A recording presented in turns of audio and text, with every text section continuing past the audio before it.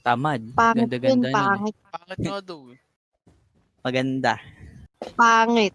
Pangit talaga, di nyo pa napapanood eh. Pangit.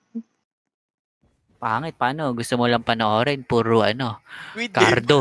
Oo, Cardo. Cardo Dalisay, puro Pinoy. Hoy, hindi Yatos, Puro Pinoy. inaabangan si Chris sa Pinapanood ko kahapon.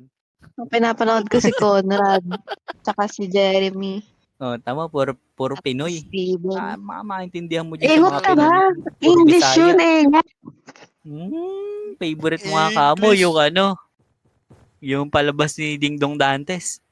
The Summer I Turned Pretty, engot ka ba? Panday? Panday ba? Oh, Panday, tsaka Enting Kabisote. Nag-aaya pa sa sine. Lakas mo, wala na nun. Ba't tayo ba nun? Baka yung ex mo yun. Bong! Naka-print pa. Tayo na ba nung may enteng kami sa Hindi pa.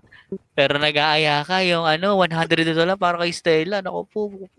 Puro Pinoy. Ang Dadulas papangit. na. Hindi ako yung nag-aaya ng enteng kabisote, boy. Sandaang Hindi. gorilla para kay Stella. Hindi daw siya nag-aaya, pero nag-aaya Netflix daw. Balikan daw namin yung Ang Darling Kong Aswang. Naku po.